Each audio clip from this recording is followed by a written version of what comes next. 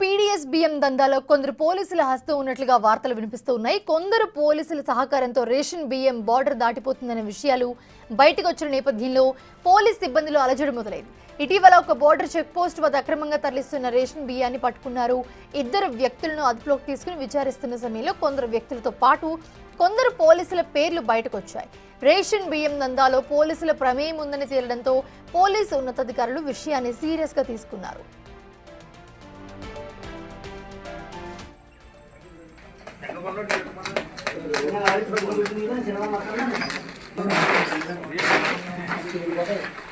పట్టుబడిన ఇద్దరు వ్యక్తులు ఇచ్చిన సమాచారం ప్రకారం 6 వ్యక్తులను డీటీసీకి తరలించి పోలీసులు విచారణ చేపట్టినట్లుగా తెలుస్తోంది.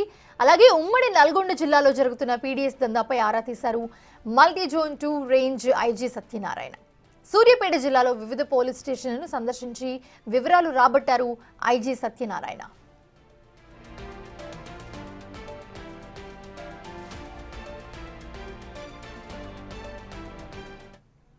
ఇదే అంశానికి సంబంధించి నల్గొండ నుంచి మా ప్రతినిధి పుల్లారావు మరిన్ని అప్డేట్స్ అందిస్తారు. పుల్లారావు.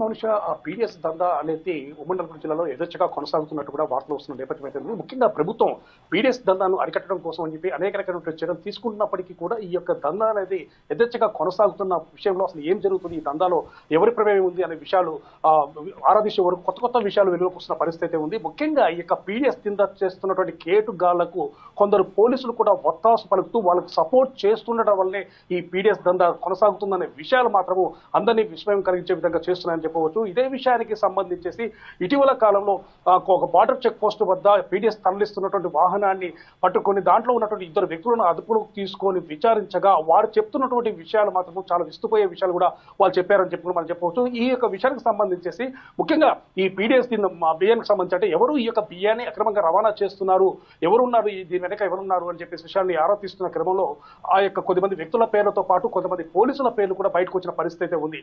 ఎవరైతే బార్డర్ చెక్ పోస్ట్ వద్ద ఉన్నటువంటి పోలీస్ స్టేషన్లో పనిచేస్తున్నారో వారు వీళ్ళకి సపోర్ట్ చేస్తూ ఉండటం వల్ల ఈ యొక్క బార్డర్ దాటేసేసి ఏపీ ప్రాంతంలోకి ఈ యొక్క పీడీఎస్ బియ్యం అనేది పోతున్నట్లుగా కూడా మనకు తెలియవస్తుంది.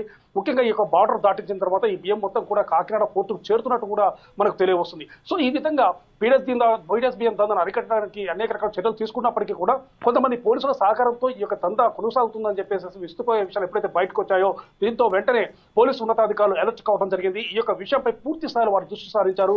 పూర్తి స్థాయిలో ఎంక్వైరీ కూడా మనకు తెలియవస్తుంది. ఏ విషయానికి సంబంధించేసి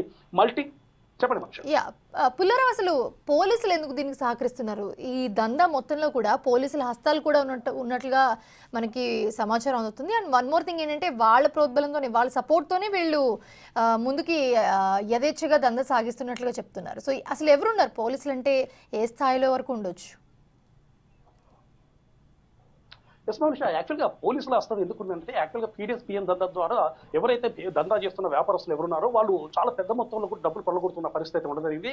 సో లక్షల నుంచి కోట్ల రూపాయలు కూడా వాళ్ళు పరిగెత్తిన పరిస్థితి నెలకొంది. సో పేద ప్రజల దగ్గర నుంచి అంటే పేద ప్రజల కోసం అని చెప్పి ప్రభుత్వం పంపిణీ చేసినటువంటి యొక్క పీడీఎస్ దందా బియ్యాన్ని వాళ్ళు ఏం చేస్తున్నారంటే తక్కువ రేటుకు వాళ్ళ దగ్గర నుంచి కొనుగోలు చేసి వాటిని తర్వాత కొంతమంది మిల్లర్ల సహకారంతో రీసైక్లింగ్ చేసేసి వాటిని బయటి ప్రాంతానికి ఎక్స్పోర్ట్ చేస్తూ ఉన్నారు. సో ఈ విధంగా చేయడం వల్ల వాళ్ళకు పెద్ద మొత్తంలో డబ్బులు వస్తున్న పరిస్థితి అయితే ఉండడం జరిగింది. సో ఈ విధంగా పెద్ద మొత్తంలో వస్తున్న నేపథ్యంలో సో ఈ యొక్క దందాన్ని కొనసాగించాలంటే తప్పనిసరిగా పై అధికారుల నుంచి వాళ్ళకి సపోర్ట్ అనేది అవసరం ఉండటం జరుగుతుంది. ముఖ్యంగా పైన ఉన్నటువంటి అధికారులు అయితే ఇంకా ఇతర దానికి సంబంధించినటువంటి పెద్ద వ్యక్తులు అయితే వాళ్ళ సహకారం తీసుకున్నట్లయితే ఈ యొక్క దందాన్ని యథేచ్ఛగా కొనసాగించవచ్చున్న భావన వాళ్ళలో ఉండడం జరిగింది. సో వాళ్ళందరికీ కూడా వీళ్ళు సపోర్ట్ తీసుకోవాలన్న ఉద్దేశంతో వాళ్ళకు ముడుపులు అప్పచెప్తూ పోతూ ఉండటం జరుగుతుంది. సో ఈ విధంగా ముడుపులకు అలవాటు పడ్డటువంటి కొంతమంది అధికారులు వాళ్ళకి సపోర్ట్ చేస్తూ వాటిని ఇక్కడ ఈ యొక్క బియ్యాన్ని బార్డర్ దాడే విధంగా వాళ్ళు చర్యలు తీసుకున్న పరిస్థితి ఉంది. సో ఈ విధంగా ఈ పీడీఎస్ దందాన్ని అరికట్టాల్సినటువంటి డిపార్ట్మెంట్ వాళ్ళే వాళ్ళకు సపోర్ట్ చేస్తూ ముఖ్యంగా వాళ్ళు ఇచ్చేటటువంటి ఆమ్యామ్యాలకు అలవాటు పడి ఆ విధంగా కొనసాగిస్తూ వెళ్తూ ఉన్న పరిస్థితి ఉంది. ఈ విధంగా చేయడం వల్ల పీడీఎస్ దందా అనేది యథేచ్ఛగా కొనసాగుతున్న పరిస్థితి ఉంది. సో ఈ విషయంలో ఎప్పుడైతే ఈ యొక్క ఇద్దరు వ్యక్తులను అదుపులో తీసుకొని తర్వాత వాళ్ళు చెప్పినటువంటి విషయాల ప్రకారము కొద్దిమంది పోలీసుల యొక్క పేర్లు కూడా దాంట్లో వెలువడంతో పోలీసు ఉన్నత మాత్రం ఈ విషయంపై చాలా సీరియస్ తీసుకున్నారు. అందుకోసమే మల్టీఫోన్ రేంజ్ ఐజీగా ఉన్నటువంటి సత్యనారాయణ నిన్న సూర్యాపేట జిల్లాలో పర్యటించడం జరిగింది. ముఖ్యంగా సూర్యాపేట జిల్లాలో ఉన్నటువంటి వివిధ పోలీస్ స్టేషన్లను సందర్శించారు, బార్డర్ చెక్ పోస్టులను సందర్శించారు. అదేవిధంగా పోలీస్ స్టేషన్లో ఉన్నటువంటి అక్కడ ఎవరైతే అధికారులు ఉన్నారంటే ఎస్ఐ స్థాయి అధికారులు, అదేవిధంగా సిఐ స్థాయి అధికారులపై కూడా కొంత ఎంక్వైరీ వేసినట్లు కూడా మనకు తెలియవస్తుంది. ఈ విషయాలపై మాత్రం పూర్తి స్థాయిలో పోలీసు యంత్రాంగం మాత్రం దృష్టి సారించడం ఉంది. ఎవరైతే ఈ యొక్క అక్రమార్కులకు సపోర్ట్ చేస్తున్నారో ఆ యొక్క అక్రమార్కులు సపోర్ట్ చేస్తున్నటువంటి వాళ్ళ లిస్టును కూడా వీళ్ళు తీసుకుంటున్నట్లు కూడా తెలుస్తుంది. దానిపై వాళ్ళు శాఖాపరమైనటువంటి చర్యలు తీసుకునే అవకాశం మాత్రం స్పష్టంగా కనపడుతున్నట్లు కూడా మనకు వార్తలు వస్తున్న నేపథ్యం అయితే ఉంది. ఇదే విషయానికి సంబంధించి నిన్న మొత్తం సత్యనారాయణ సూర్యాపేట జిల్లాలో పర్యటించిన తర్వాత వివిధ పోలీస్ స్టేషన్లో ఆ పోలీస్ స్టేషన్లో ఉన్న రికార్డులను, అదేవిధంగా ఆ యొక్క బీడీఎస్ దందా ఎక్కడైతే జరిగిందో, ఎక్కడైతే పట్టుబడ్డారో ఆ వ్యక్తులు, వాళ్ళకి సంబంధించిన వివరాలు మొత్తం కూడా రాబడుతున్నారు. ఇదే విషయానికి సంబంధించేసి మొత్తంగా వాళ్ళు చెప్పిన ప్రకారము ఒక 6 వ్యక్తులను అయితే అదుపులోకి తీసుకొని డిటిసిలో ఎంక్వైరీ చేస్తున్నట్లు కూడా మనకు విషయాలు తెలుస్తూ వస్తున్నాయి. సో ఈ డిటిసిలో ఎంక్వైరీ చేసిన తర్వాత ఆ డిటిసిలో ఎంక్వైరీ అంటే ఆ వ్యక్తులను విచారించిన తర్వాత ఎవరి పేర్లు బయటకు వస్తాయా అనే విషయం మాత్రం పోలీస్ యంత్రాంగంలో మాత్రం ఉంటుందని చెప్పవచ్చు. సో ఇదే విషయానికి సంబంధించేసి పోలీసులు కూడా ఒక రకమైన పోలీసుల్లో కూడా ఒక రకమైన అలజడి మొదలైందని కూడా మనం చెప్పవచ్చు. ఎందుకంటే ఈ యొక్క దందాకు ఎవరైతే సహకరించారో వారి పేర్లు ఖచ్చితంగా బయటకు వచ్చే అవకాశం ఉంది. దాని తర్వాత మా పరిస్థితి ఏంటి అన్న విషయం మాత్రము ఆ యొక్క అక్రమార్కులకు సపోర్ట్ చేసినటువంటి పోలీసుల్లో